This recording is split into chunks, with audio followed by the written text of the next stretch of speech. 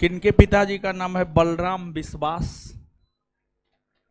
बलराम विश्वास किनके पिताजी का नाम है? कौन है जी?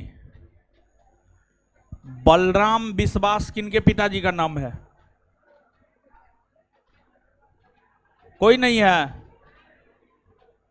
किनके पिताजी का नाम है बलराम विश्वास? आइए तो आइए, आइए आइए।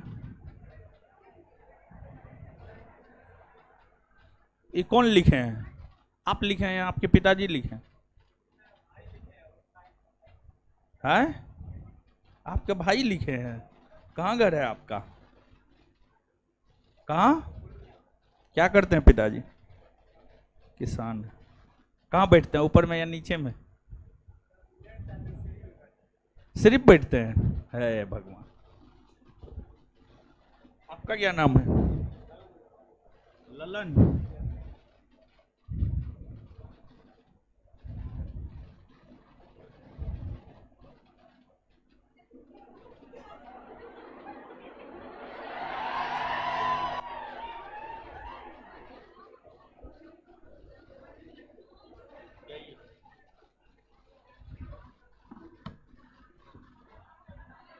चलिए,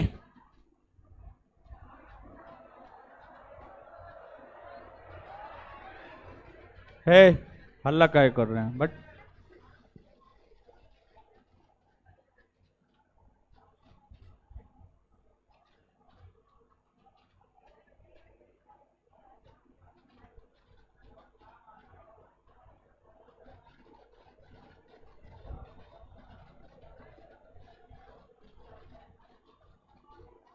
शांत हो जाइए।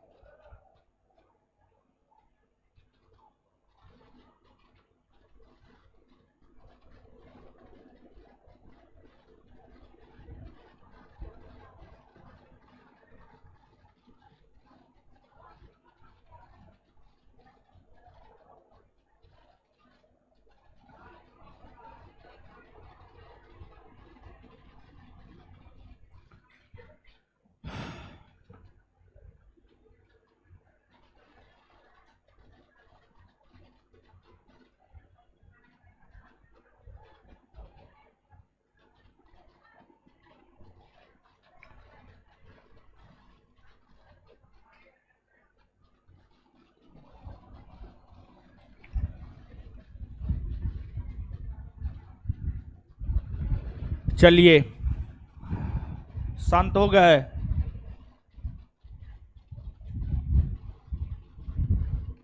और सब बताइए, क्या हाल चाल है आप लोग का? ठीक है? ऑनलाइन वाले लोग बताइए।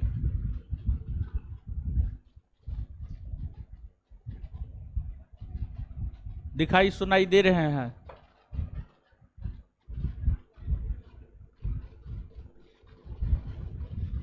हाँ, चलिए ठीक है। तो कौन बैठा है जी यहाँ? कौन है जी? तुम है? ओ, चलिए। तो आ जाइए, पढ़ते हैं, पढ़ना प्रारंभ करते हैं। तो पॉलिटी में कौन सा चैप्टर चल रहा है?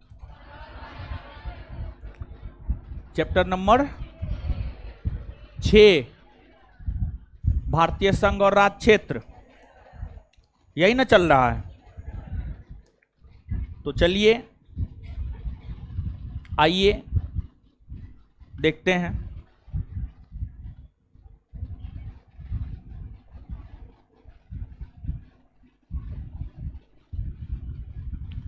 आइए, सबसे पहले पिछले क्लास में जो पढ़ाए थे वहीं से 2-3 क्वेश्चन पूछ रहे हैं, आप जवाब दीजिए। बताइए, भारत के राज्यों में, राज्यों के सीमा में, भारत के राज्यों के सीमा में परिवर्तन कौन कर सकता है? भारत की। ठीक है, आगे बताइएगा कि जब किसी राज्य को विभाजित कर नए राज्यों को पुनर्गठित किया जाता है तो उसमें राज्य विधानमंडल की भूमिका काफी ज्यादा होती है या नगण्य? नगण्य ना होती है। चलिए ठीक है, भारत क्या है? राज्यों का संघ है। भारत राज्यों का संघ है। कहां थे आप? हैं? किताब कॉपी आपका पहले से था या अभी ले गए? बायोलॉजी क्लास नहीं करते हैं? और बायो करके गए थे। ओ चलिए, तो आइए देखते हैं आगे। है क्या है? स्टॉप दिया।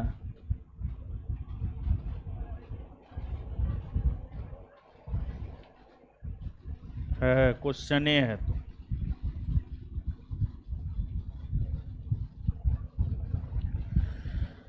प्रणाम सर। इस बार आपको पढ़ने की शक्ति दे सर। अनुच्छेद 2 में संसद को नए राज्यों को स्थापित करने की शक्ति है जो अस्तित्व में नहीं है। ठीक। और अनुच्छेद 3 में संसद को नए राज्यों को निर्माण करने की शक्ति है। तो सर ये राज्य भी तो पहले से अस्तित्व में नहीं होंगे ना, दोनों में अंतर कैसे करेंगे? थोड़ा सा समझा दीजिए। थोड़ा क्या, पूरे समझ लीजिए। देखिए, अमित बाबू लिखा है, आपका ऊपर वाला आज्ञाकारी छात्र अमित बाबू। तो हम इसमें बाबू नहीं जोड़े हैं। देखिए बाबू है ना लिखा हुआ जी, अमित बाबू लिखा हुआ है, देखिए है ना। तो आप लोग को लगा होगा कि हम जोड़ दिए हैं। ठीक है, देखिए अनुच्छेद 2 और 3 में बेसिक अंतर क्या है? अनुच्छेद 2 और 3 में बेसिक अंतर क्या है? आप ध्यान से लेक्चर को नहीं सुने थे उस रोज, इसी वजह से आपके मन में ये प्रश्न जो है आया है अमित बाबू जी। तो देखिए बात क्या है, अनुच्छेद 2 और अनुच्छेद 3, अनुच्छेद 3 के तहत जो परिवर्तन होते हैं ना, ये परिवर्तन, अनुच्छेद 3 की हम बात कर रहे हैं, अनुच्छेद 3 के तहत जो परिवर्तन होते हैं वह भारत के भीतर होता है। भारत के भीतर होता है, मतलब उत्तर प्रदेश का विभाजन कर नया राज्य बना दिए, मध्य प्रदेश का विभाजन कर नया राज्य बना दिए, महाराष्ट्र का विभाजन कर नया राज्य बना दिए, कर्नाटक के सीमा में परिवर्तन कर दिए, तेलंगाना के नाम में परिवर्तन कर दिए। ये सब काम अनुच्छेद 3 के तहत भारतीय संघराज्य क्षेत्र के भीतर होते हैं। और अनुच्छेद 2 के तहत जो भारत में नए राज्यों को प्रवेश दिलाया जाता है वो बाहर से प्रवेश दिलाया जाता है, बाहर से प्रवेश दिलाया जाता है। मतलब अगर मान लिया जाए पाकिस्तान के किसी क्षेत्र को जीतकर भारत में मिलाना है तो वो 2 के तहत हो जाएगा। चीन के किसी क्षेत्र को भारत में मिलाना है तो वो अनुच्छेद 2 के तहत हो जाएगा। फिर श्रीलंका को भारत में मिलाना है तो वो अनुच्छेद 2 के तहत हो जाएगा, अनुच्छेद 2 के तहत हो जाएगा। तो अनुच्छेद 2 भारत के बाहर की बात करता है, भारत के बाहर के नए राज्यों को प्रवेश भारत में दिलाने की बात करता है। जैसे सिक्किम एक स्वतंत्र देश था, सिक्किम को भारत में मिलाया गया, तो सिक्किम तो भारत से बाहर था, उसे भारत में मिलाया गया। तो अनुच्छेद 2 भारत के बाहर के किसी राज्यों को या किसी क्षेत्रों को भारत में मिलाने की बात करता है और उस आधार पर नए राज्य का निर्माण होता है, ये अनुच्छेद 2। और अनुच्छेद 3 के तहत जो परिवर्तन होते हैं वो भारत के भीतर होते हैं। मतलब जो भारत का क्षेत्रफल 32,87,263 वर्ग किलोमीटर है, उसके अंदर होता है अनुच्छेद 3 के तहत किसी भी प्रकार का परिवर्तन। जैसे कहने का मतलब ये है कि आपके जीवन में कुछ आंतरिक चीजें होंगी और कुछ बाहरी चीजें होंगी। तो बाहरी चीज 2, आंतरिक 3, समझ गए? बाहरी 2 और आंतरिक 3, ये मूल अंतर है अनुच्छेद 2 और 3 में। आशा करते हैं आप समझे होंगे। चलिए अब आगे आइए, देखिए अनुच्छेद 1 से लेकर अनुच्छेद 4 तक हम आपको बतला दिए थे। अनुच्छेद 1 से लेकर अनुच्छेद 4 तक बतला दिए थे। अब एक सवाल यह है कि ठीक है, भारत के भीतर राज्यों के नाम में परिवर्तन, सीमा में परिवर्तन अनुच्छेद 3 के तहत हम लोग कर लेते हैं। और एक बात यह है, किसी भी क्षेत्र को भारत में प्रवेश अनुच्छेद 2 के तहत हम लोग दिला देते हैं। अब अगली बात यह है कि अगर मान लिया जाए भारतीय भूभाग का कोई क्षेत्र दूसरे देश को देना है, भारत का कोई क्षेत्र पाकिस्तान को देना है, भारत का कोई क्षेत्र चीन को देना है, भारत का कोई क्षेत्र श्रीलंका को देना है, तो उसको लेकर के क्या प्रावधान है? किसी भी भारतीय क्षेत्र को किसी दूसरे देश को कैसे सौंपा जा सकता है? तो इसको लेकर के जो है थोड़ा सा समझिएगा आप। देखिए बात है वर्ष 1958, 1958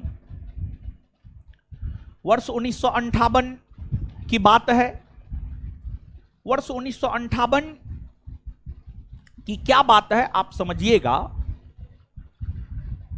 एक क्षेत्र था बेरुवाड़ी, एक क्षेत्र था बेरुवाड़ी।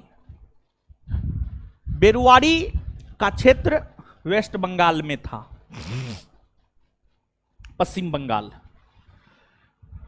बंगाल में बेरुवाड़ी का क्षेत्र था। और पश्चिम बंगाल का जो बेरुवाड़ी का क्षेत्र था, इसे पाकिस्तान को सौंपना था। और 1958 के समय बांग्लादेश नहीं था, बल्कि यह पूर्वी पाकिस्तान था। और वर्तमान का जो पाकिस्तान है वह पश्चिमी पाकिस्तान था।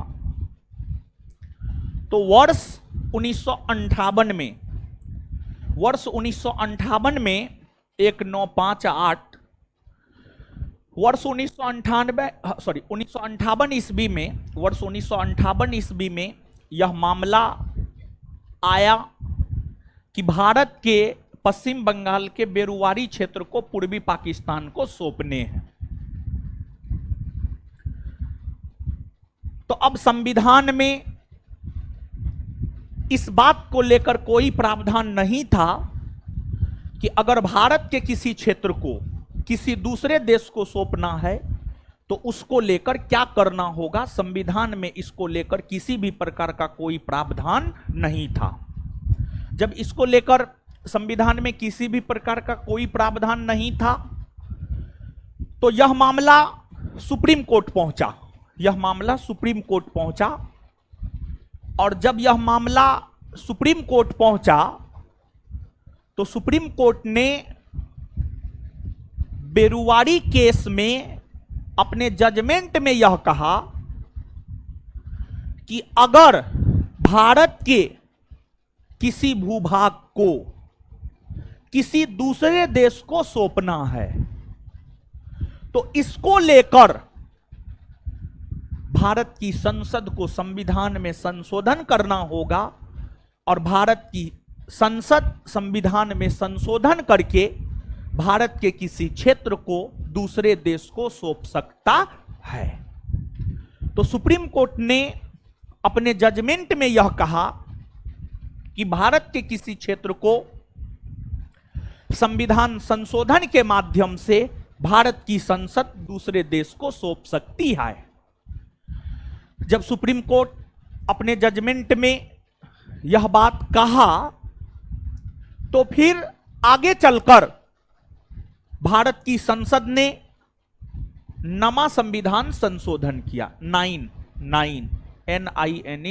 10 से पहले जो 9 आता है, नमा संविधान संशोधन भारत की संसद ने वर्ष 1960, नमा संविधान संशोधन भारत की संसद ने वर्ष 1960 में किया। और उस नवे संविधान संशोधन के तहत बेरुवारी का क्षेत्र पूर्वी पाकिस्तान को दे दिया गया। बेरुवारी का क्षेत्र पूर्वी पाकिस्तान को दे दिया गया। इसके बाद भारत और बांग्लादेश के बीच भूमि विवाद लंबे समय से चलता हुआ आया है। विशेष तौर पर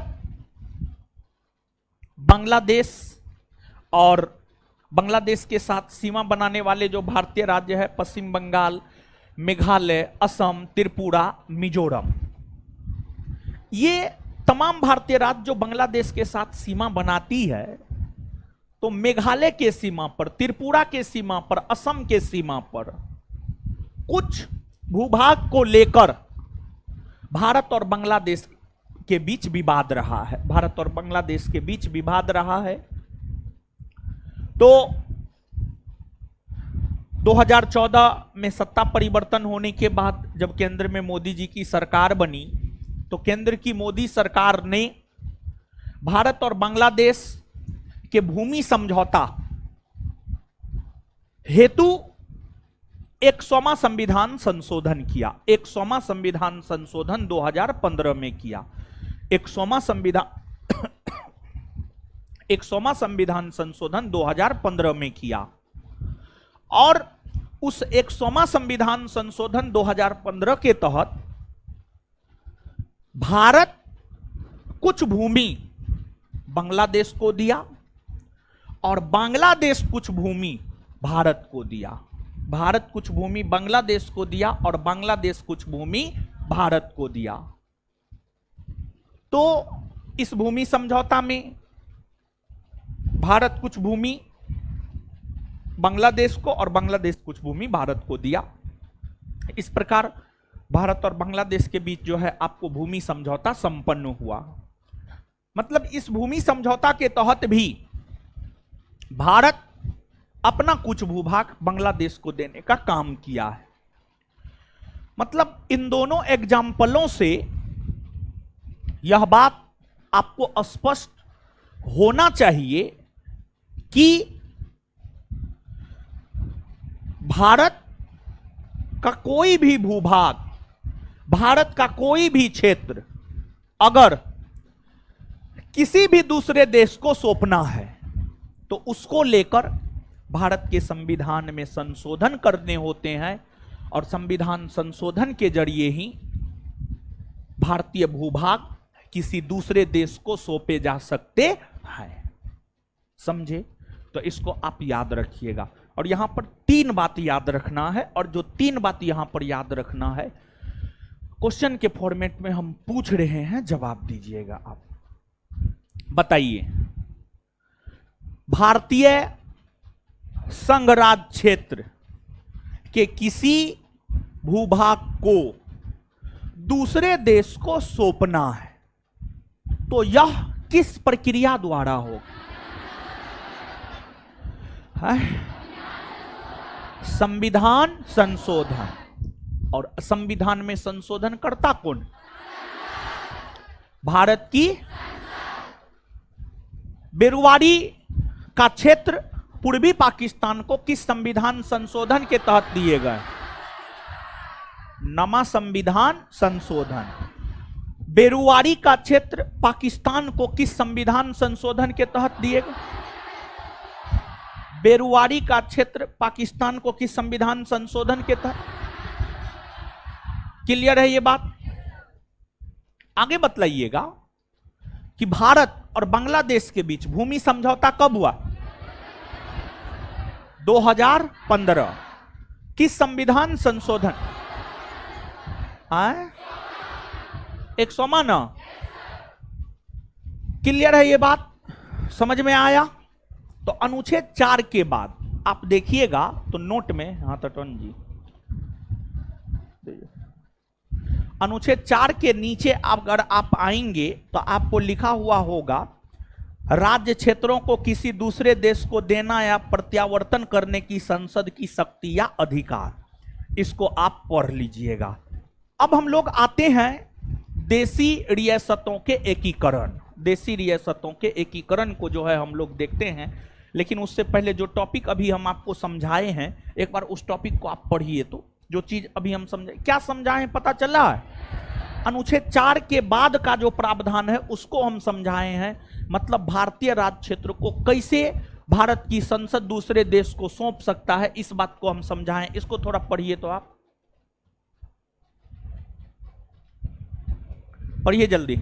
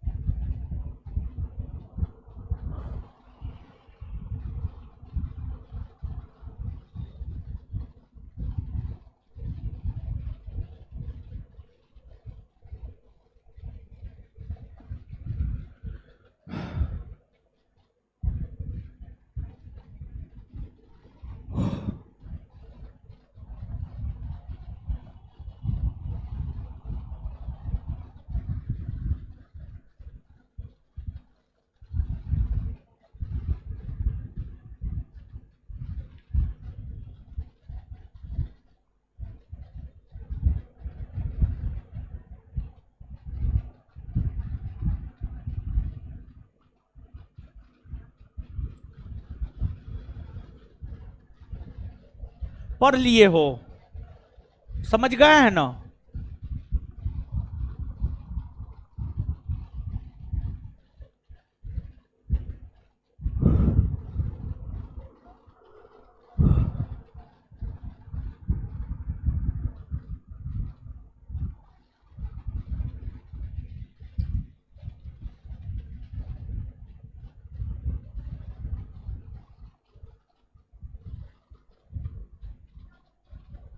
पढ़ लिए ना?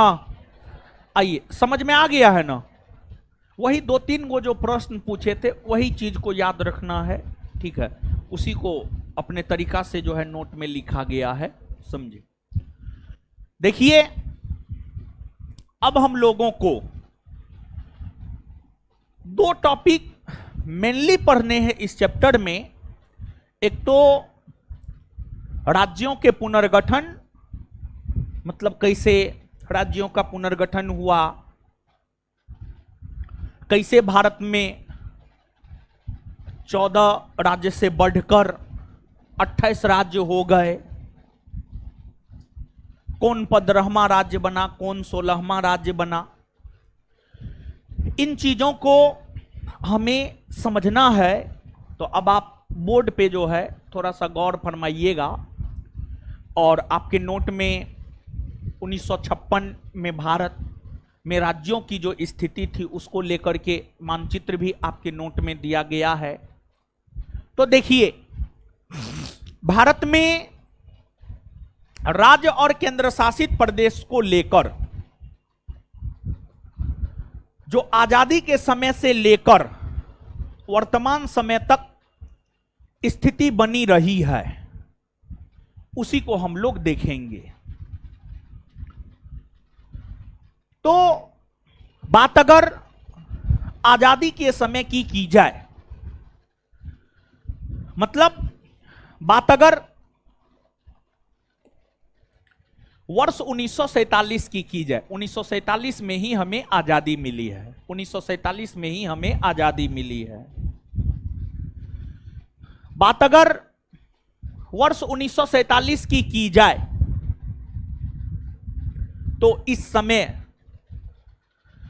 भारत में दो प्रकार के क्षेत्र हुआ करते थे।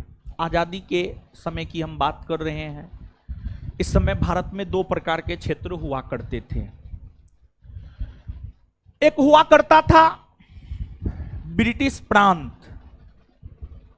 ब्रिटिश प्रांत उसे कहा गया जहां ब्रिटिशों का शासन था, जहां अंग्रेजों का शासन था, जहां वायसराय शासन प्रशासन को चलाने का काम किया करते थे, वही ब्रिटिश प्रांत कहलाया। इसके बाद आपको दूसरा था देसी रियासत। अगर बात देसी रियासत की करें तो वैसा भूभाग जहां राजा महाराजाओं का शासन था वही आपको देसी रियासत कहलाता था, वही आपको देसी रियासत कहलाता था। तो 1947 के समय भारत में दो प्रकार के क्षेत्र, एक ब्रिटिश प्रांत और दूसरा देसी रियासत। तो अब आप देखिएगा भारत को जो आजादी मिली है, भारत को आजादी भारतीय स्वतंत्रता अधिनियम 1947 के तहत मिली है। और जो भारतीय स्वतंत्रता अधिनियम 1947 है, भारतीय स्वतंत्रता अधिनियम 1947 में यह प्रावधान किया गया था कि ब्रिटिश प्रांत का भारत में शामिल होना आवश्यक है। मतलब जो ब्रिटिश प्रांत है वह भारत में शामिल होगा ही होगा, जो ब्रिटिश प्रांत है वह भारत में शामिल होगा ही होगा। लेकिन देसी रियासतों को यह अधिकार दिया गया था कि देसी रियासत भारत में शामिल होना चाहता है, भारत में शामिल हो जाए, पाकिस्तान में शामिल होना चाहता है, पाकिस्तान में शामिल हो जाए, स्वतंत्र रहना चाहता है तो देसी रियासत स्वतंत्र भी रह सकता है। तो देखिए, अंग्रेज को ऐसे दिमाग का तेज थोड़े माना जाता है। देखिए, भारतीय स्वतंत्रता अधिनियम 1947 में जो यह प्रावधान किया गया कि देसी रियासत भारत में शामिल होना चाहता है, भारत में शामिल हो जाए, देसी रियासत पाकिस्तान में शामिल होना चाहता है, पाकिस्तान में शामिल हो जाए, या देसी रियासत स्वतंत्र रहना चाहता है तो वह स्वतंत्र रहे। इसके जरिए अंग्रेज भारत को टुकड़ा टुकड़ा में बांटना चाहता था। इसके जरिए अंग्रेज भारत को टुकड़ा टुकड़ा में बांटना चाहता था। इस बात को कांग्रेस समझ गया और कांग्रेस ने भारत को एकीकृत बनाए रखने के लिए सरदार वल्लभ भाई पटेल के नेतृत्व में देसी रियासत मंत्रालय का गठन किया। सरदार वल्लभ भाई पटेल के नेतृत्व में देसी रियासत मंत्रालय का गठन किया। और देसी रियासत मंत्रालय का काम था देसी रियासतों का भारत में विलय करना। देसी रियासत मंत्रालय का काम था देसी रियासतों का भारत में विलय करना। और देसी रियासत मंत्रालय के प्रमुख बनाए गए या अध्यक्ष बनाए गए सरदार वल्लभ भाई पटेल को। और सरदार वल्लभ भाई पटेल को ही यह जिम्मेदारी सौंपी गई कि वो देसी रियासतों को जीतकर भारत में मिलाएंगे। और सरदार वल्लभ भाई पटेल को जब यह काम दिया गया कि वो देसी रियासतों को जीतकर भारत में मिलाएंगे, तो सरदार वल्लभ भाई पटेल इस काम को करना प्रारंभ किए। और उस समय देसी रियासतों की संख्या 552 हुआ करती थी, 552, 552, 552, 552। तो कहा जाता है कि सरदार पटेल ने एक विलय पत्र बनवाया। सरदार पटेल ने एक विलय पत्र बनवाया और उस विलय पत्र पर यह लिखा हुआ था कि देसी रियासत अपना विदेश विभाग, अपना रक्षा विभाग, अपनी आंतरिक अशांति, ये तमाम ऐसे विभाग है जो भारत सरकार को सौंपेगा। सरदार पटेल विलय पत्र बनवाए और उस विलय पत्र को लेकर देसी रियासत के राजा महाराजा के पास जाते थे, उनको समझाते थे कि आपको भारत में शामिल होना है। कुछ राजे महाराजे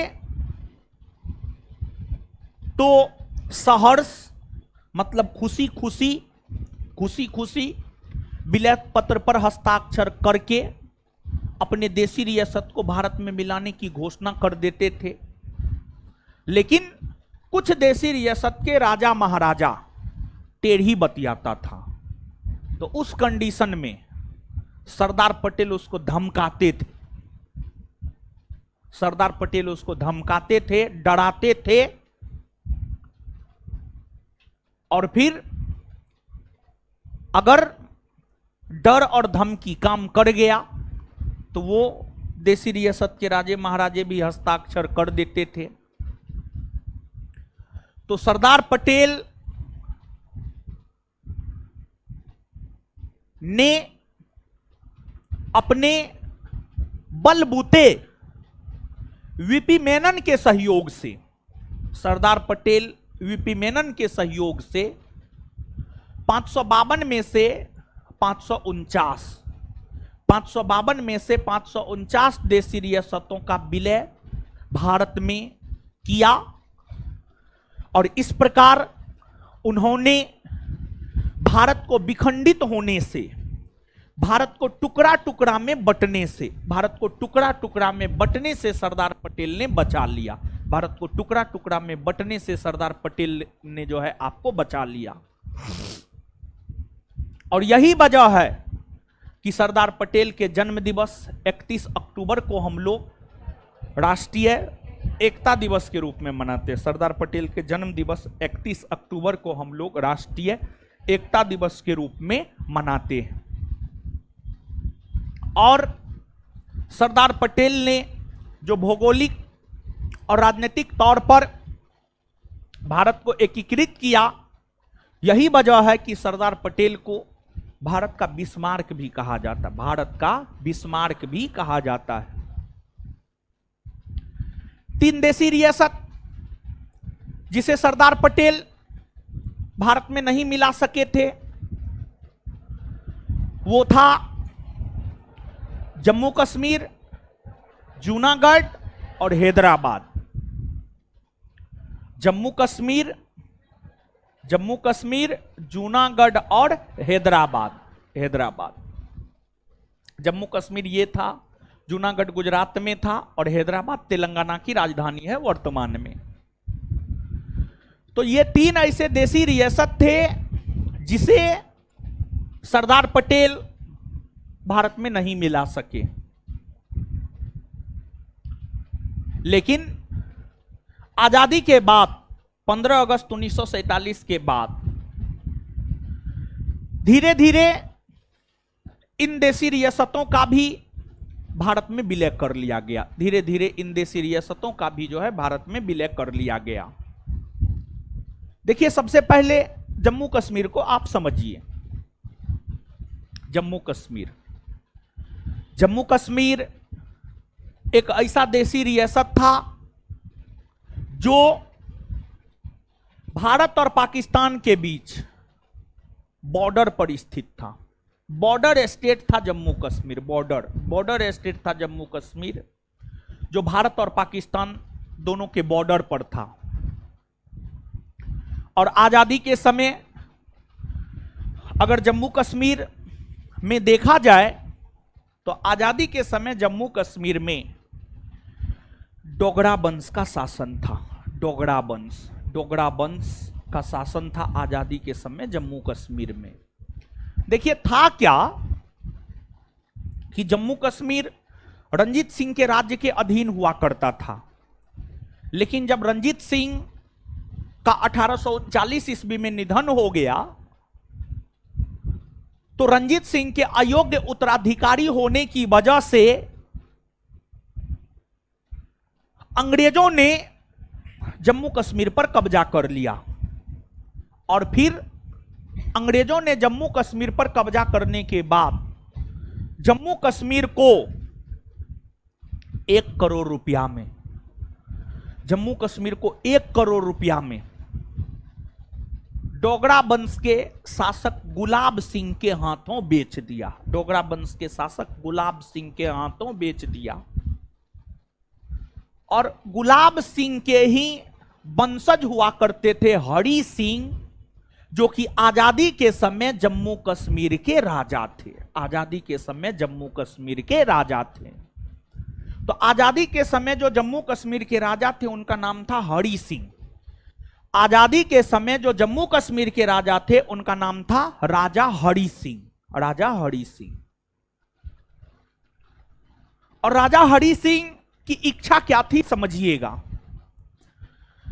राजा हरि सिंह की इच्छा यह थी कि वह जम्मू कश्मीर का विलय ना पाकिस्तान में करे और ना भारत में करे, बल्कि राजा हरि सिंह जम्मू कश्मीर को स्वतंत्र स्टेट बनाकर रखना चाहते थे। मतलब स्वतंत्र राज्य बनाकर के जम्मू कश्मीर को रखना चाहते थे राजा हरि सिंह। राजा हरि सिंह। लेकिन राजा हरि सिंह का सपना पूरा नहीं हो पाया। पूरा नहीं हो पाया क्योंकि उन्होंने सपना ही गलत देख लिया था। इसी वजह से जो है उनका सपना पूरा नहीं हो पाया। और देखिए भारत भी चाहता था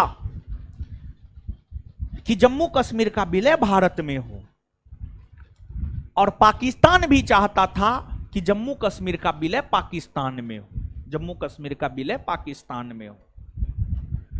लेकिन भारत शांतिवादी तरीका से जम्मू कश्मीर को भारत में मिलाने के पक्षधर थे। जोर जबरदस्ती नहीं। जोर जबरदस्ती नहीं कि हरि सिंह से जबरदस्ती जो है जम्मू कश्मीर का भारत में विलय करवा लेंगे। भारत इसके पक्षधर नहीं थे। भारत इसका पक्षधर नहीं था। और भारत के प्रधानमंत्री पंडित नेहरू को इस बात का आभास था कि अगर राजा हरि सिंह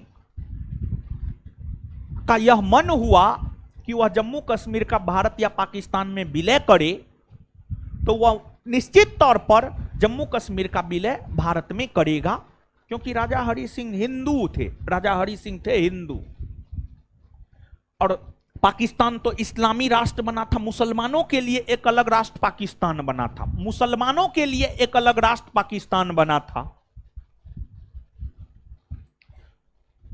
और राजा हरि सिंह हिंदू थे।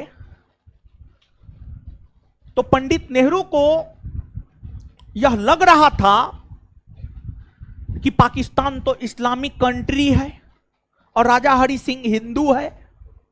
तो इसी वजह से राजा हरि सिंह जब भी जम्मू कश्मीर का विलय करना चाहेंगे तो वो जम्मू कश्मीर का विलय भारत में ही करेंगे। जो लोग सो रहे हैं सोइए नहीं, थोड़ा अच्छा से बैठिए ना। इसे करके बैठते हैं, बढ़िया से बैठिए ना, मारेंगे हम मुंह तोड़ देंगे। बढ़िया से बैठो। हाथ हटाओ।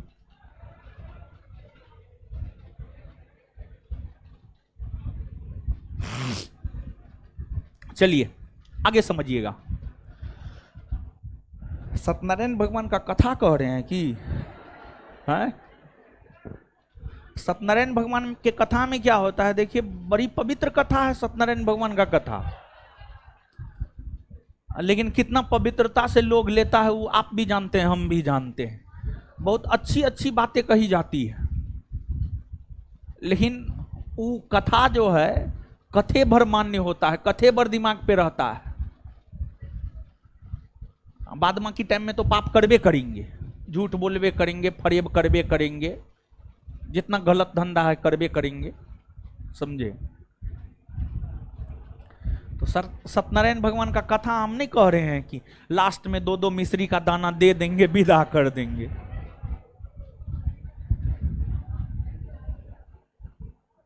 फांसी पे लटका देंगे हम, समझिए? ऐसे आप लोग ये कौन चीज का परिचय दे रहे हैं? ये क्या है? मतलब कोई भी आता भी है तो उसके सामने भी अपना परिचय दे देते हैं ना, एकदम हम भी हैं, हम जिंदा हैं अभी, समझे? अजीब बात है। तो समझिए, तो हरि सिंह और हरि सिंह का यह मानना था कि वह जम्मू कश्मीर को ना भारत में मिला और ना ही पाकिस्तान में मिला। लेकिन जम्मू कश्मीर भारत के लिए भी प्रतिष्ठा का विषय था और पाकिस्तान भी इसको अपना प्रतिष्ठा का विषय बना लिया था।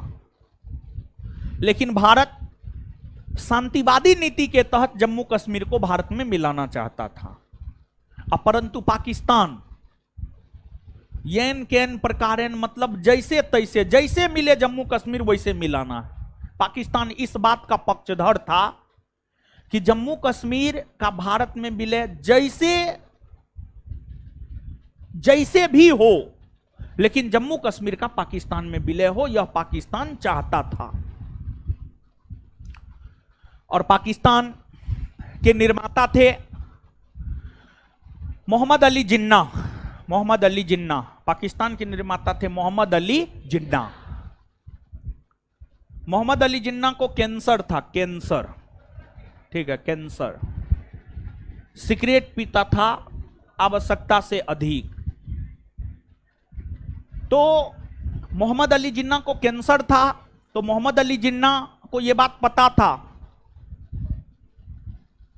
कि अगर हम अपने जीवित रहते कश्मीर को पाकिस्तान में मिला लिए तब तो ठीक है, लेकिन अगर हम मर गए तो पाकिस्तान के किसी भी नेता में उतनी क्षमता नहीं है कि वह जम्मू कश्मीर का विलय पाकिस्तान में कर सके। इस बात को मोहम्मद अली जिन्ना बखूबी समझते थे। और मोहम्मद अली जिन्ना इस बात को भी समझते थे कि उनके पास ज्यादा समय नहीं है। मोहम्मद अली जिन्ना इस बात को भी समझते थे कि उनके पास ज्यादा समय नहीं है, कब वो स्वयं टपक जाए कोई अता पता नहीं था। तो मोहम्मद अली जिन्ना ने प्लान बनाया कि हम पाकिस्तानी के तौर पर, पाकिस्तानी सैनिक के तौर पर जम्मू कश्मीर पर आक्रमण नहीं करेंगे, बल्कि आतंकवादी और घुसपैठी के तौर पर कश्मीर पर आक्रमण करेंगे और कश्मीर को जीतकर भारत में मिला लेंगे। कश्मीर को जीतकर पाकिस्तान में मिला लेंगे। कश्मीर को जीतकर पाकिस्तान में मिला लेंगे। तो मोहम्मद अली जिन्ना पाकिस्तानी सैनिकों को घुसपैठिए के रूप में जम्मू कश्मीर पर आक्रमण करने को कहा और फिर पाकिस्तानी सेना घुसपैठियों के रूप में जम्मू कश्मीर पर आक्रमण किया और पाकिस्तानी सेना घुसपैठियों के रूप में जम्मू कश्मीर पर आक्रमण 20 अक्टूबर 1947 को किया। 20 अक्टूबर 1947 को किया। 20 अक्टूबर 1947 को पाकिस्तानी सैनिक घुसपैठी के रूप में जम्मू कश्मीर पर आक्रमण किया। अब पाकिस्तानी सेना जम्मू कश्मीर पर आक्रमण कर दिया। राजा हरि सिंह के तोते उड़ने लगे, मतलब राजा हरि सिंह की परेशानियां बढ़ गई। राजा हरि सिंह की परेशानियां बढ़ गई और राजा हरि सिंह के पास उतनी बड़ी और सशक्त सेना नहीं था जिसके बदौलत राजा हरि सिंह इस आक्रमण का सामना कर पाते। तो राजा हरि सिंह के सेनापति थे राजेंद्र सिंह। राजा हरि सिंह के सेनापति थे राजेंद्र सिंह। जनरल राजेंद्र सिंह राजा हरि सिंह के सेनापति थे। राजा हरि सिंह अपनी सेना की ताकत को जानते थे। उनको पता था कि हमारी सेना में उतनी ताकत नहीं है जो पाकिस्तानी सेना का सामना कर सके। तो फिर राजा हरि सिंह अपने सेनापति जनरल राजेंद्र सिंह को पंडित नेहरू के पास भेजा मदद के लिए। पंडित नेहरू के पास भेजा मदद के लिए। राजेंद्र सिंह जब मदद के लिए पंडित नेहरू के पास गए और पंडित नेहरू से मदद की मांग किए, तो पंडित नेहरू ने मदद करने को लेकर आश्वासन दिया और कहा कि हम आपको मदद करेंगे, हम आपको मदद करेंगे। लेकिन उस समय के गवर्नर जनरल लॉर्ड माउंटबेटन थे। स्वतंत्र भारत के प्रथम गवर्नर जनरल लॉर्ड माउंटबेटन ही बने हैं। 20-21 अक्टूबर 1947 के आसपास लॉर्ड माउंटबेटन ही भारत के गवर्नर जनरल थे। पंडित नेहरू तो जम्मू कश्मीर को मदद करने को तैयार था, लेकिन लॉर्ड माउंटबेटन ने पंडित नेहरू को कहा कि आप जम्मू कश्मीर का मदद क्यों करेंगे? क्या जम्मू कश्मीर भारत का अंग है? तो पंडित नेहरू ने कहा नहीं, नहीं है। तो इस पर माउंटबेटन ने पंडित नेहरू को समझाया आपको कश्मीर का मदद नहीं करना चाहिए। लेकिन आगे माउंटबेटन ने पंडित नेहरू को यह कहा कि आप राजेंद्र सिंह को कहिए कि अगर राजा हरि सिंह जम्मू कश्मीर को भारत में मिला देता है तब आप कश्मीर का मदद कीजिए। माउंटबेटन ने पंडित नेहरू को कहा कि आप राजेंद्र सिंह को यह कहिए कि राजेंद्र सिंह यह संदेश हरि सिंह के पास भेजवाए कि हरि सिंह अगर जम्मू कश्मीर का विलय भारत में कर देता है तब भारत सरकार जम्मू कश्मीर की मदद करेगा, नहीं तो भारत सरकार जम्मू कश्मीर की मदद नहीं करेगा। राजा हरि सिंह तक यह मैसेज पहुंचाया गया। राजा हरि सिंह चंद मिनट सोचे कि क्या जो वर्तमान परिस्थिति है इसमें उनके लिए सही क्या होगा। तो राजा हरि सिंह को लगा कि वर्तमान परिस्थिति के अकॉर्डिंग कश्मीर का विलय भारत में करना ज्यादा उचित होगा। कश्मीर का विलय भारत में करना ज्यादा उचित होगा, क्योंकि पाकिस्तानी सेना धीरे धीरे श्रीनगर की ओर अग्रसर हो रही थी। मतलब पाकिस्तानी सेना धीरे धीरे हरि सिंह जो राजधानी नगर श्रीनगर में रहते थे उस ओर अग्रसर हो रही थी। और पाकिस्तानी सेना जम्मू कश्मीर में रहने वाले हिंदुओं के साथ ही बदतमीजी नहीं कर रहा था, बल्कि पाकिस्तानी सेना कश्मीर की मुस्लिम महिलाओं के साथ भी, कश्मीर की बच्चियों के साथ भी बदतमीजी पर उतारू हो चुका था। तो कश्मीर की महिलाओं की असमत लूटी जा रही थी और राजा हरि सिंह उन्हें मदद करने की स्थिति में नहीं था। तो राजा हरि सिंह जम्मू कश्मीर की परिस्थितियों को देखते हुए इस पक्ष में हुए कि वे कश्मीर का विलय भारत में करेंगे। और फिर राजा हरि सिंह ने 26 अक्टूबर 1947 को, राजा हरि सिंह ने 26 अक्टूबर 1947 को विलय पत्र पर हस्ताक्षर करके जम्मू कश्मीर को भारत में मिलाने की घोषणा किया। जम्मू कश्मीर को भारत में मिलाने की घोषणा किया। और 26 अक्टूबर 1947 को जब राजा हरि सिंह विलय पत्र पर हस्ताक्षर कर रहे थे तो रोते हुए हस्ताक्षर किए थे और अपने सेनापति को यह भी कहे थे कि अगर कल सुबह तक भारतीय सेना हमारी मदद के लिए नहीं आती है तो फिर अपने सेनापति को यह कह रखा था कि अगर अगली सुबह तक, यानी जब हस्ताक्षर किए 26 अक्टूबर 1947 को जब राजा हरि सिंह जम्मू कश्मीर को भारत में मिलाने के पक्ष में हस्ताक्षर किए, तो उस दौरान राजा हरि सिंह ने अपने सेनापति राजेंद्र सिंह को यह कह रखा था और एक पिस्टल भी दे रखा था कि अगर कल सुबह तक भारतीय सेना हमारी मदद के लिए नहीं आती है तो इस स्थिति में आप हमें सोए हुए में मार दीजिएगा।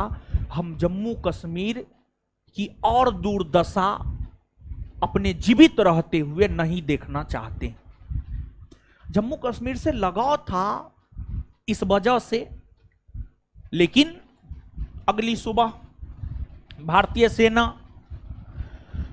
हरि सिंह की मदद के लिए जम्मू कश्मीर पहुंचा और फिर भारतीय सेना धीरे धीरे पाकिस्तानी सैनिकों को जम्मू कश्मीर से बाहर करना शुरू किए, जम्मू कश्मीर से बाहर करना शुरू किए। अर्थात भारतीय सेना ने राजा हरि सिंह का मदद तब किया जब राजा हरि सिंह ने कश्मीर को भारत में मिलाने को लेकर विलय पत्र पर हस्ताक्षर किया। तो एक बात बताइए, हरि सिंह की संपत्ति थी, हरि सिंह की संपत्ति थी कश्मीर, और हरि सिंह के पूर्वजों ने कश्मीर को खरीदा था करोड़ों रुपया में, और हरि सिंह ने कश्मीर का विलय भारत में करने को लेकर विलय पत्र पर हस्ताक्षर किया। तो कश्मीर भारत का होना चाहिए या नहीं होना चाहिए? निश्चित तौर पर होना चाहिए, निश्चित तौर पर होना चाहिए, और है भी कश्मीर भारत का। तो भारतीय सेना जम्मू कश्मीर पहुंची और धीरे धीरे भारतीय सेना पाकिस्तानी सैनिकों को कश्मीर से बाहर करना प्रारंभ किए। लेकिन फिर ईस्वी आ गया वर्ष 1948। 1948 में माउंटबेटन गवर्नर जनरल के पद को छोड़कर लंदन जा रहे थे, लेकिन लंदन जाते जाते माउंटबेटन ने पंडित नेहरू के दिमाग में यह बात डाल दिया था कि कश्मीर का मुद्दा Pandit Nehru United nation organisation में उठाए, संयुक्त राष्ट्र संघ में कश्मीर का मुद्दा पंडित नेहरू उठाए। यह बात पंडित नेहरू के दिमाग में डाला था लॉर्ड माउंटबेटन। लॉर्ड माउंटबेटन और माउंटबेटन 1948 में चले गए लंदन वापस,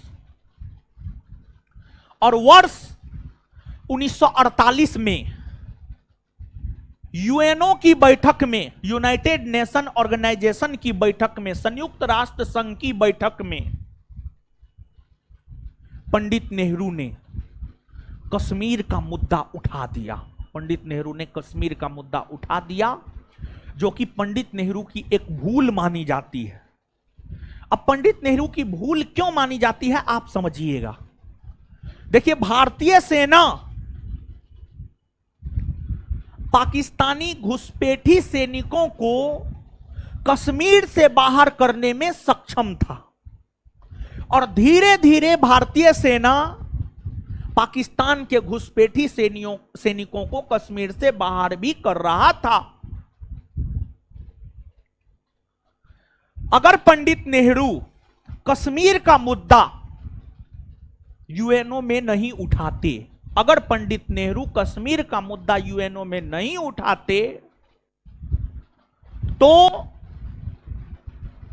भारतीय सेना पाकिस्तानी घुसपैठी सैनिकों को पूरी तरीका से कश्मीर से बाहर कर देता, और आज पूरा का पूरा कश्मीर हमारा होता। लेकिन यहां पर पंडित नेहरू ने गलती किया है, लेकिन ऐसा नहीं है कि उन्होंने यह गलती जानबूझकर किया है। जानबूझकर नहीं, अनजाने में पंडित नेहरू से यह गलती हो गई है। तो ठीक है, अब देखिए हुआ क्या समझिएगा। हुआ ये कि जब पंडित नेहरू ने यूएनओ में कश्मीर के मुद्दा को उठाया, जब पंडित नेहरू ने यूएनओ में कश्मीर के मुद्दा को उठाया, तो यूएनओ ने आदेश दिया, जो सेना जहां है वहीं रुक जाए, भारतीय सेना जहां है वहीं रुक जाए, और पाकिस्तानी सेना जहां है वहीं रुक जाए। यह आदेश यूएनओ ने दिया, और जब यूएनओ यह आदेश दिया, तो उस समय तक कश्मीर के कुछ हिस्सा, उस समय तक कश्मीर का कुछ हिस्सा पाकिस्तानी सैनिकों के कब्जे में था, पाकिस्तानी सैनिकों के कब्जे में था। और फिर यूएनओ के आदेश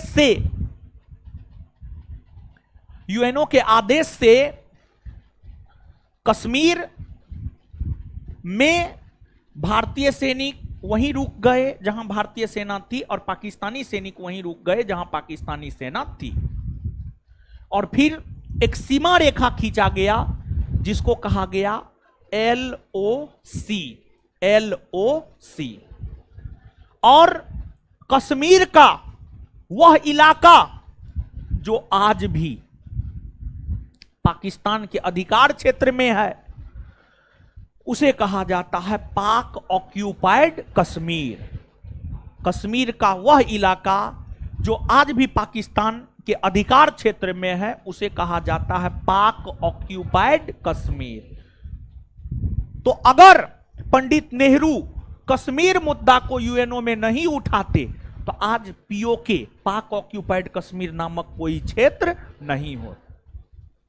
और देखिए यूएनओ में कश्मीर का मुद्दा वर्ष 1948 में उठाया गया है, लेकिन इसका निपटारा अभी तक नहीं हो पाया है। और भारत और पाकिस्तान के बीच विवाद का एक कारण आजादी से लेकर आज तक जम्मू कश्मीर रहा है। भारत और पाकिस्तान के बीच विवाद का एक कारण आजादी से लेकर आज तक जम्मू कश्मीर रहा है।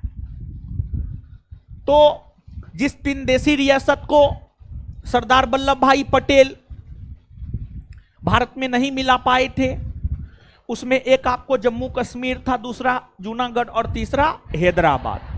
तो जम्मू कश्मीर को तो विलय पत्र पर हस्ताक्षर के द्वारा भारत में मिला लिया गया। लेकिन एक बात बताइए, नैतिकता भी एक चीज होता है कि नहीं होता? मान लिया जाए कि हम अपना पूरा संपत्ति हम अपने किसी विद्यार्थी के नाम कर दिए, ऐसा होगा नहीं। खुश हो जाते हैं आप लोग ना। हमारे पास है ये क्या है जो हम आपके नाम करेंगे, बताइए?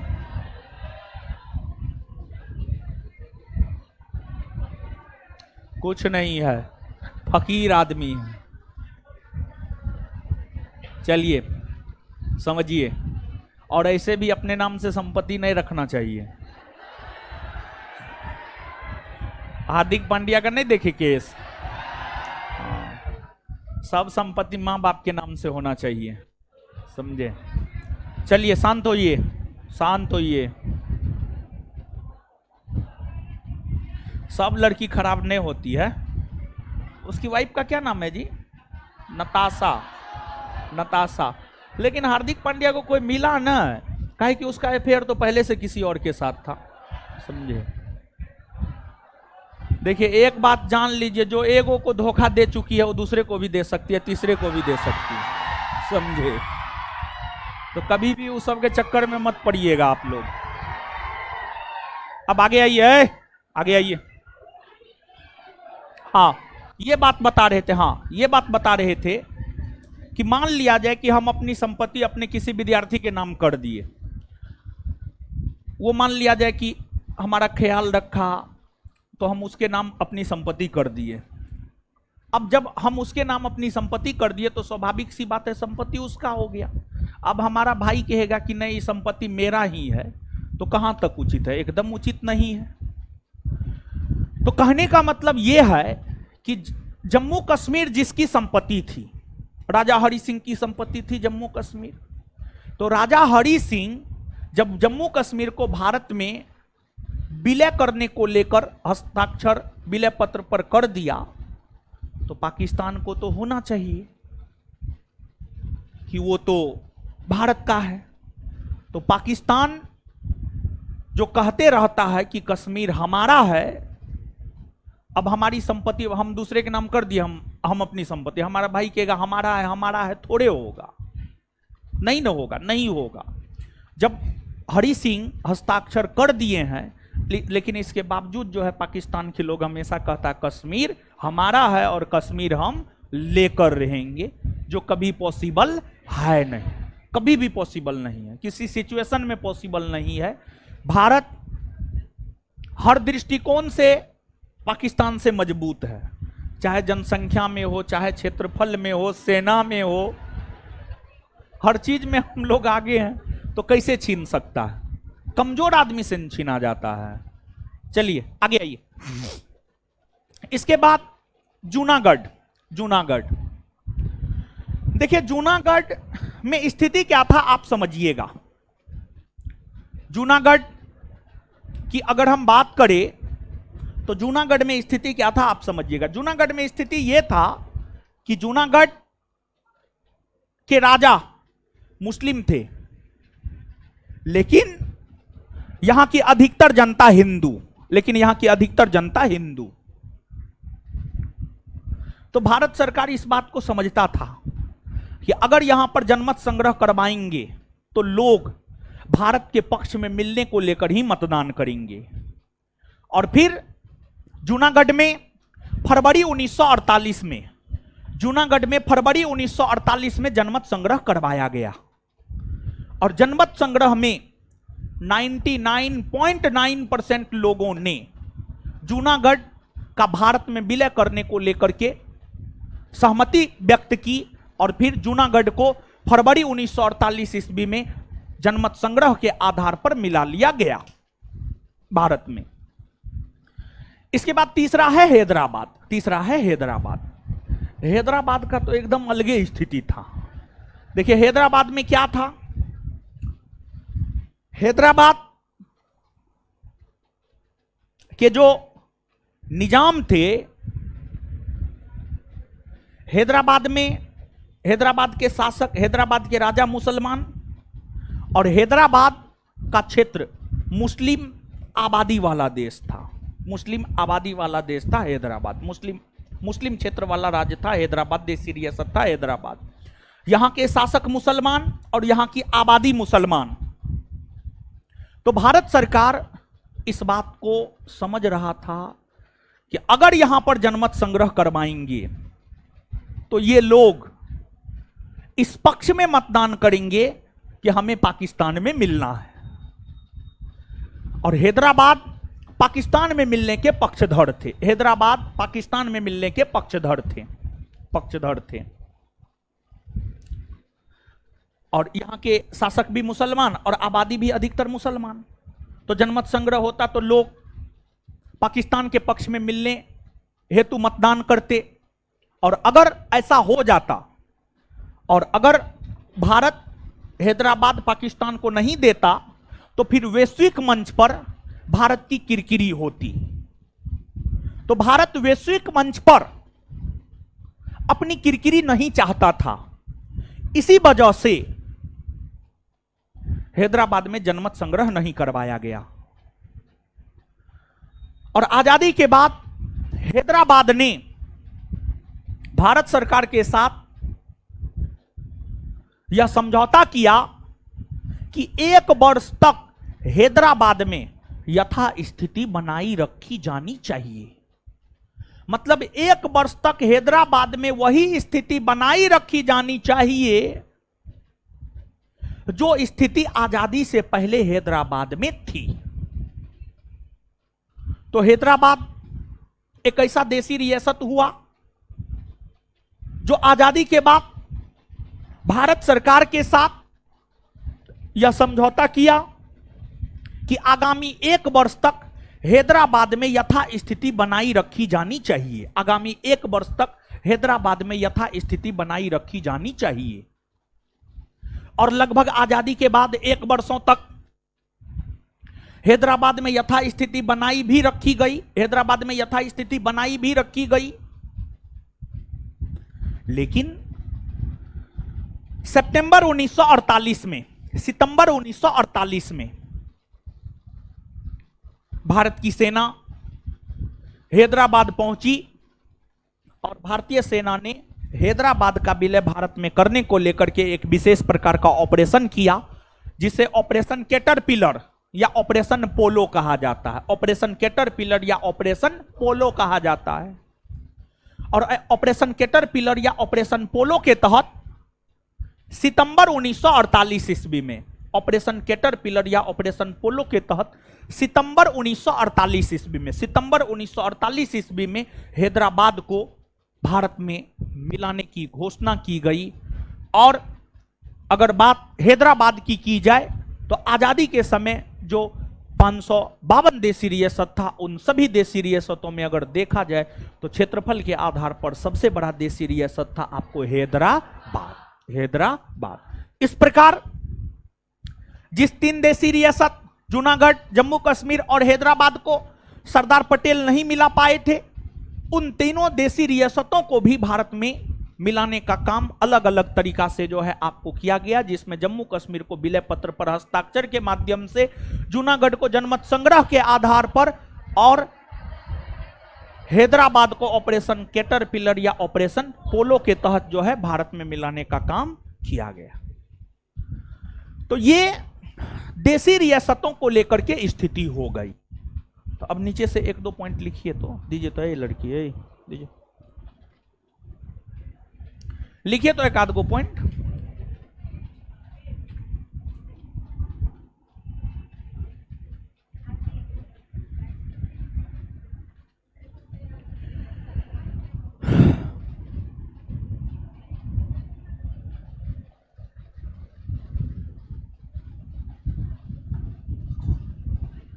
लिखिएगा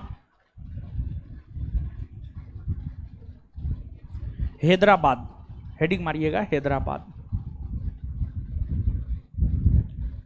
लीजिए। हैदराबाद।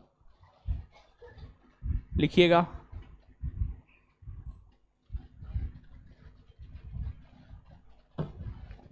लिखिएगा हैदराबाद। लिखिएगा। आजादी के समय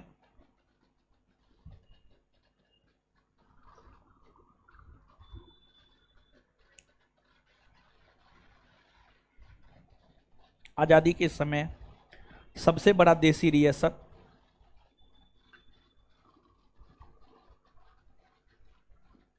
आजादी के समय सबसे बड़ा देसी रियासत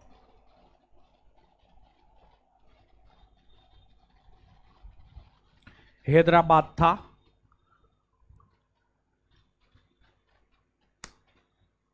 हैदराबाद था। हैदराबाद था जिसने जिसने जिसने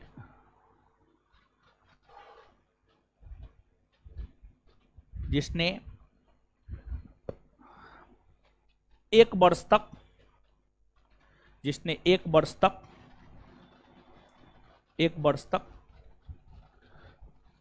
यथास्थिति एक वर्ष तक यथास्थिति आजादी के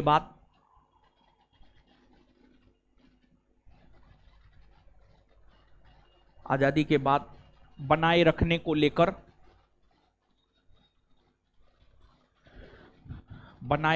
लेकर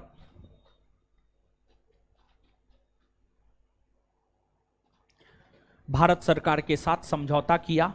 भारत सरकार के साथ समझौता किया। भारत सरकार के साथ समझौता किया। भारत सरकार के साथ समझौता किया। आगे चलकर सितंबर 1948 में सितंबर 1948 में आगे चलकर सितंबर 1948 में आगे चलकर सितंबर 1948 में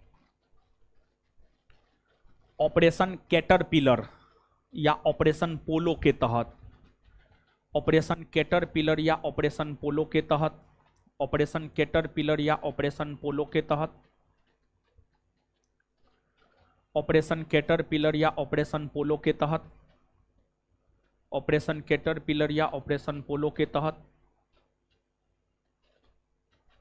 ऑपरेशन कैटरपिलर या ऑपरेशन पोलो के तहत जम्मू कश्मीर हैदराबाद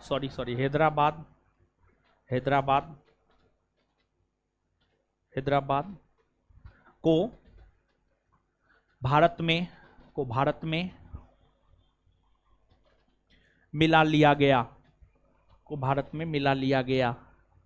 में मिला लिया गया। नेक्स्ट पॉइंट, फरवरी 1948 में नेक्स्ट पॉइंट फरवरी 1948 में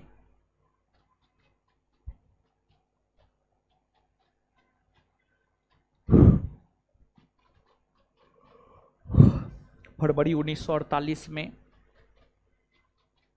जूनागढ़ को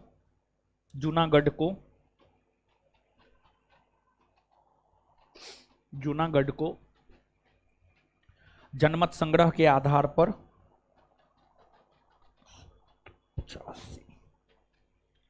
जूनागढ़ को जनमत संग्रह के आधार पर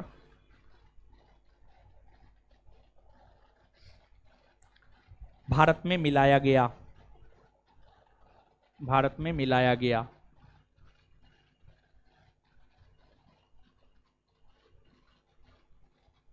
आगे हेडिंग मारिएगा जम्मू कश्मीर। जम्मू कश्मीर डैश देकर आजादी के समय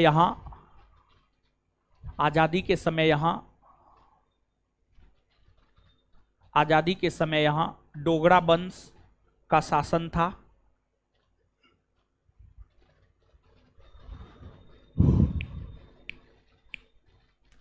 आजादी के समय यहां डोगरा वंश का शासन था।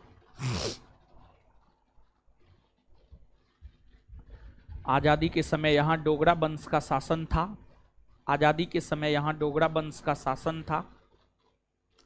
यहाँ के शासक राजा हरि सिंह थे। यहाँ के शासक राजा हरि सिंह थे।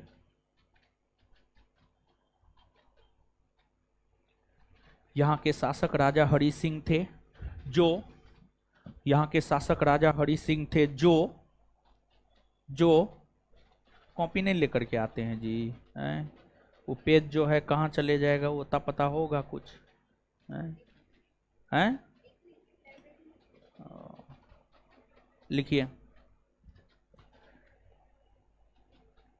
यहाँ के शासक राजा हरि सिंह थे जो जम्मू कश्मीर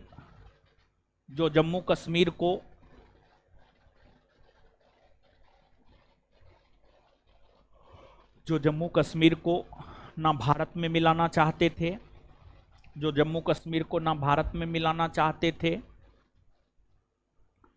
जो जम्मू कश्मीर को ना भारत में मिलाना चाहते थे और ना ही पाकिस्तान में, जो जम्मू कश्मीर को ना भारत में मिलाना चाहते थे और ना ही पाकिस्तान में, और ना ही पाकिस्तान में, और ना ही पाकिस्तान में।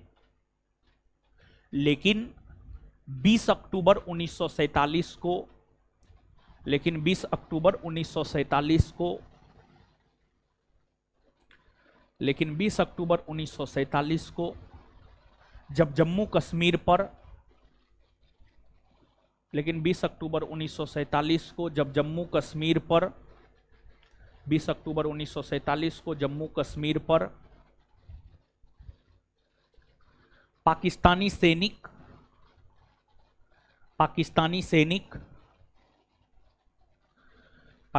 सैनिक घुसपैठी के रूप में, पाकिस्तानी सैनिक घुसपैठी के रूप में, पाकिस्तानी सैनिक घुसपैठी के रूप में आक्रमण किया, पाकिस्तानी सैनिक घुसपैठी के रूप में आक्रमण किया,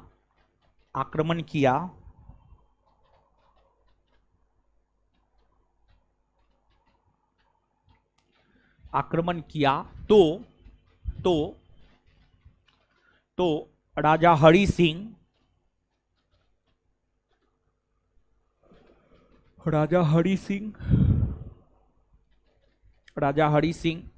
भारतीय सेना, तो राजा हरि सिंह भारतीय सेना की मदद पाने हेतु, भारतीय सेना की मदद पाने हेतु, भारतीय सेना की मदद पाने हेतु 26 अक्टूबर 1947 को, 26 अक्टूबर 1947 को विलय पत्र पर हस्ताक्षर करके, 26 अक्टूबर 1947 को विलय पत्र पर हस्ताक्षर करके, 26 अक्टूबर 1947 को विलय पत्र पर हस्ताक्षर करके, विलय पत्र पर हस्ताक्षर करके जम्मू कश्मीर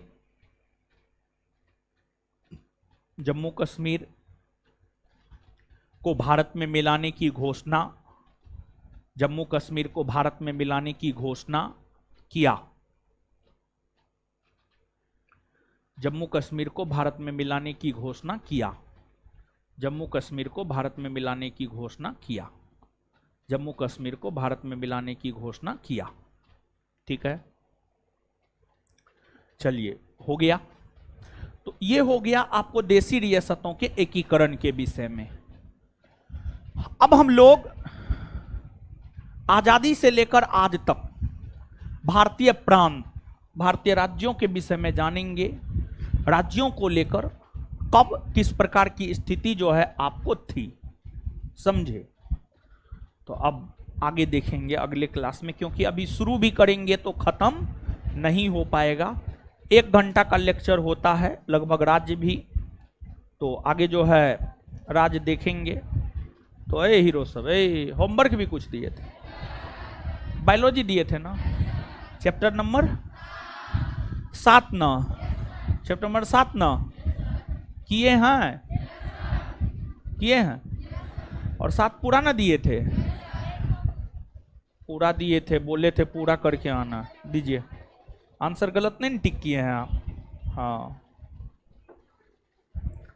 ए लड़का सब, ए रेड टोपी आइए तो इधर, इधर आइए, इधर आइए आप। पढ़ते उड़ते न है आप लोग एकदम। ए लड़की, ए आप खड़ा होइए। हाँ,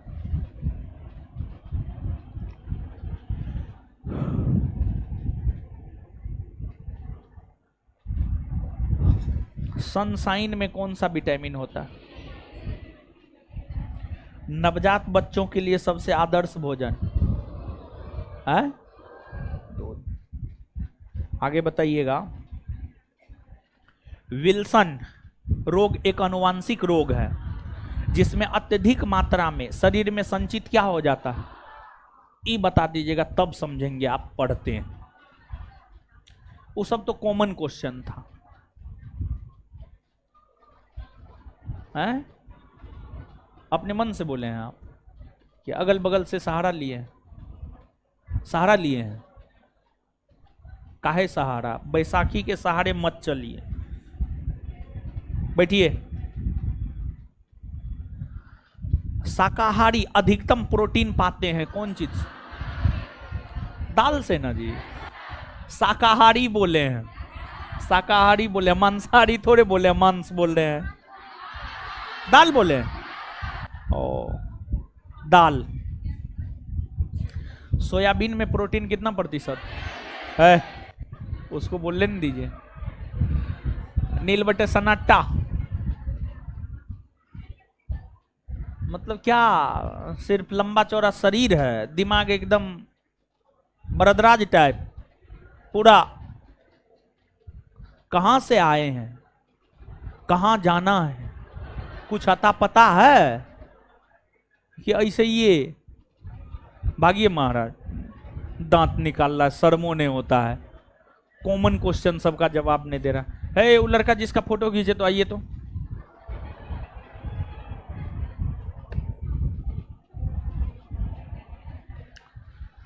कहाँ गया जी? इधर इधर इधर। आज से तुम्हारा इलाज शुरू कर देते हैं हम।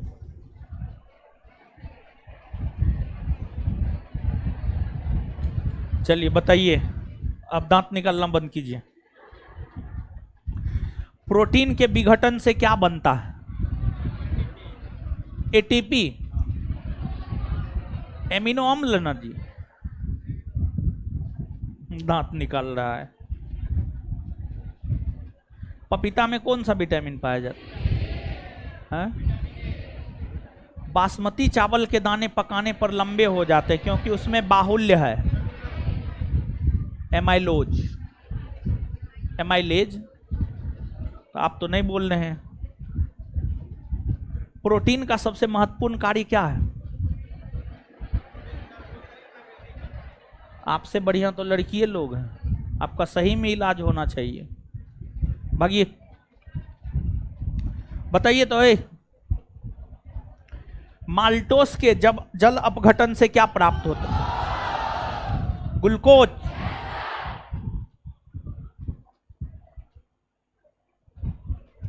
स्टार्च या सेलुलोज के अपघटन से क्या प्राप्त होता है? सब चीज से ग्लूकोज होता है। विटामिन सी का मुख्य स्रोत नींबू। और विटामिन की खोज किस वैज्ञानिक ने किया? फंक। प्रोटीन का सबसे प्रमाणित परीक्षण है जेंथोप्रोटिक परीक्षण। फलों में पाया जाने वाला शर्करा है फ्रक्टोज। ग्लाइसिन क्या है? एक प्रकार का एमिनो अम्ल। ग्लाइकोजेन किसका बहुलक है? ग्लूकोज का। मायोसिन क्या है? Fibrous protein, fibrous protein. सभी एंजाइम का आधार क्या है? प्रोटीन ना। एंजाइम किसके प्रति काफी संवेदनशील होता है? पीएच के प्रति ना। भैंस के दूध में औसत वसा की मात्रा 7 पॉइंट। चावल में प्रोटीन पाया जाता है? नहीं ना। कैप्सूल का आवरण किसका बना हो? स्टार्च का ना। भोजन का प्रमुख अंग क्या है? विटामिन ई का महत्वपूर्ण स्रोत क्या है? गेहूं अंकुर का तेल। किसके अवशोषण में विटामिन सी मदद करता है? लोहा। विटामिन क्या है?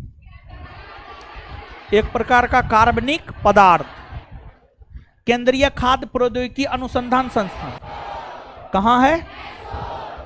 एक गिलास पानी पीने से कितना कैलोरी? नहीं मिलता है ना। विटामिन ई का रासायनिक नाम? टोको।